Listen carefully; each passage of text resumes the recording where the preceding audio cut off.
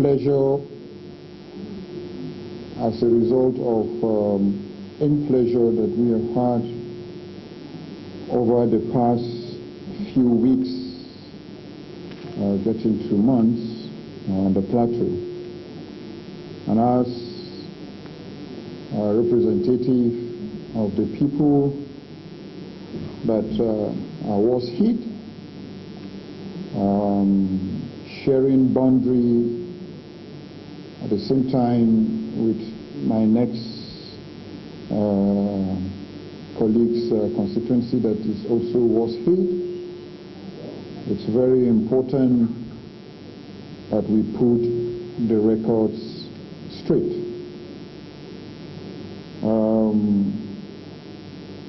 You're all aware that the issue of insecurity in this country is not something new.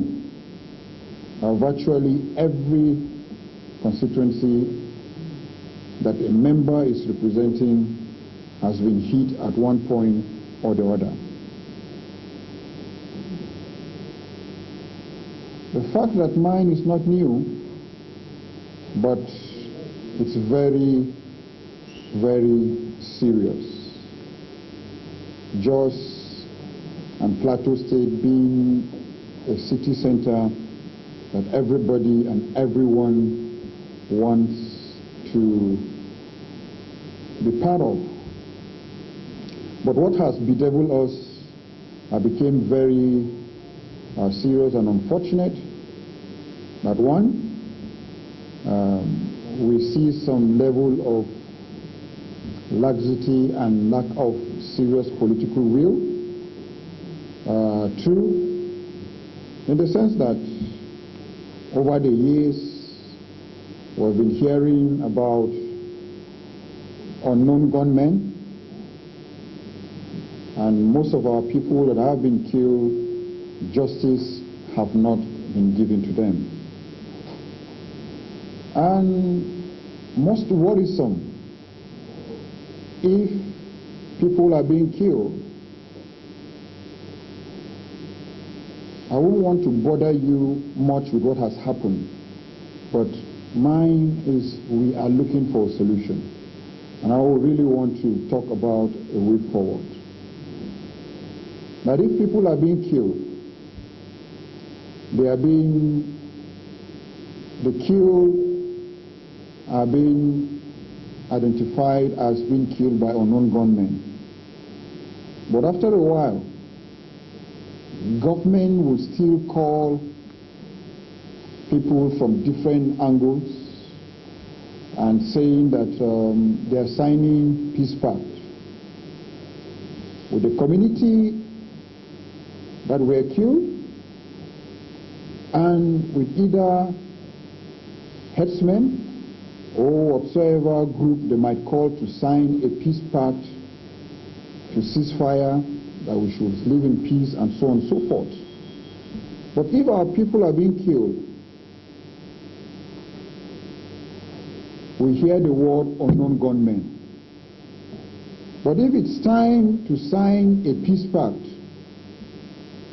people that are identified come to the table to sign peace. So meaning,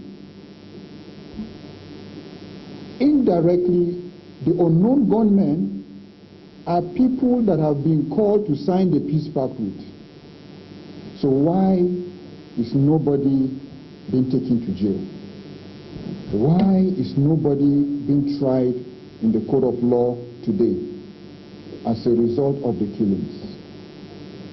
As long as justice is not given, and as long as the real perpetrators are not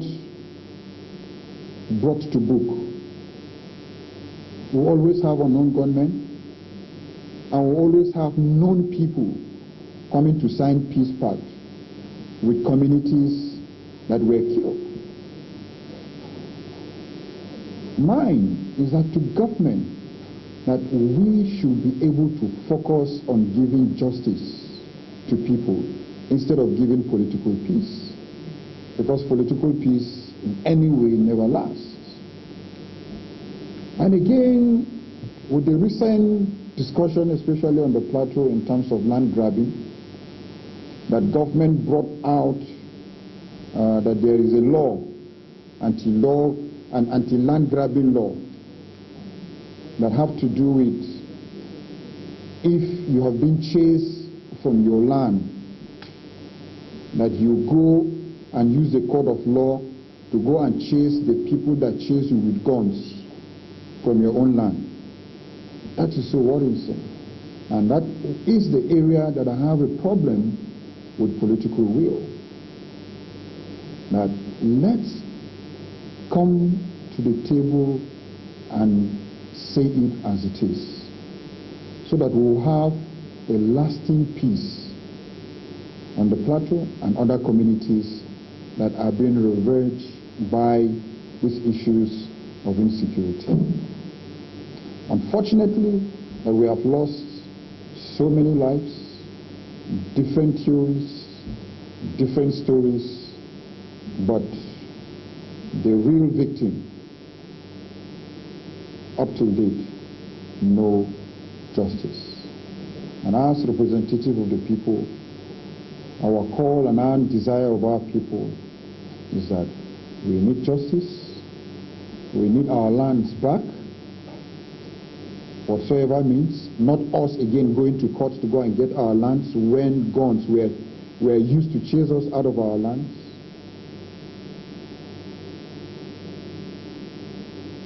Whosoever is signing a peace pact as representing the unknown gun people that came to kill our people, we expect that they should be interrogated to produce the unknown gunmen. And I believe that when steps like this that have to do with giving justice, then we'll start having a better way in giving a lasting solution to the people. Because the way forward is justice, not political peace. But the political will to execute those reports is usually the problem. Justice is the answer. Bringing the real perpetrators to book is the answer. It's not about the perpetrators that most of the times that are being showcased is when the attackers come, attack.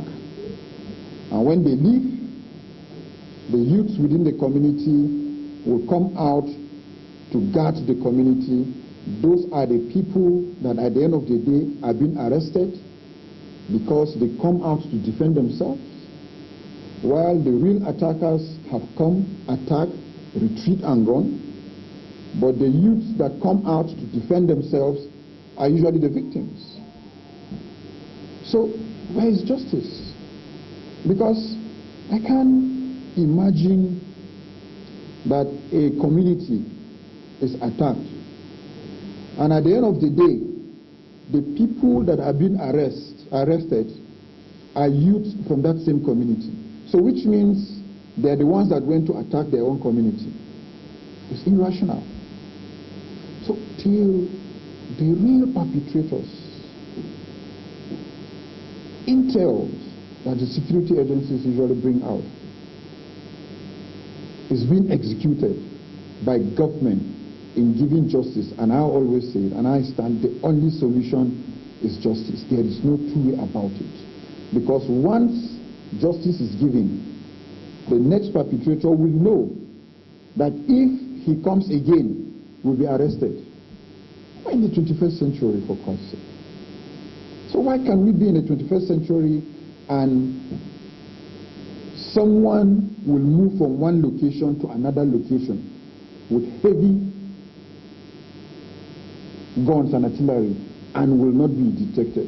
Even his trail from where he did to where he went back cannot be traced. In the 21st century, with high level of technical security gadgets, communities will be attacked on a daily basis, and we can't trail where they come from and where they go. Has democracy brought peace or more tears? Either way, all I know is that democracy is very expensive, and politicians are always want to be politically correct, like I said. On the papers and the reality on ground, with all the ego that everybody wants to flex, unfortunately for us on the Plateau, since 2001, we have not found, we have not seen that major peace. And let me tell you the difference in terms of being politically correct. The military would not condone what is happening. Here, they tackle whatsoever and it goes. But because we have not looked the face of justice, like I said, we are trying to please this person, trying to please this person, trying to please this person. And that's our problem. And I still stand on that. Because somebody wants to please someone and does not want to make someone right. It's just like you and your child is growing up and you're always pampering him, not teaching him and making him or bringing him to book whenever he does something wrong. I know it's my child. And tomorrow when he grows to be a monster, you'll be the victim again. So as long as we continue in that, I don't know how we will be tomorrow. But till some people and someone is brought to book, then things will start going back to the drawing board. I wasn't part of the Dachung administration. The way you had it, and that was how I had it as well. So I can't be able and I won't be able to defend whatsoever happened. My first assignment in government is when I came here. So I don't have any pure information of whatsoever transpired during that time. So the training, from the little information we had, it was because of the Operation Rainbow, the state police, that people came to train our youth. So I'm not privy to some of those information and things like that. And I wish that if we had had a strong, genuine state police, and I think that will take me to the Premium Times question I just remembered, a way forward. The way forward has always been state police. Yes, the community policing is part of it, but still the chain of command in the police, community policing is another problem. But had it been the chain of command from information that the community police will generate and take it to an executive level within the state would be better. But it's just like adding another arm. The community police will generate information to the DPO to area command, commissioner of police, DIA, AIG. But if the community police is made in such a way that from the community police, immediately the local government chairman can execute, that's fine. But so that's usually the problem. So when we have a state police, that the community police is under the state police, that would really help in a different way.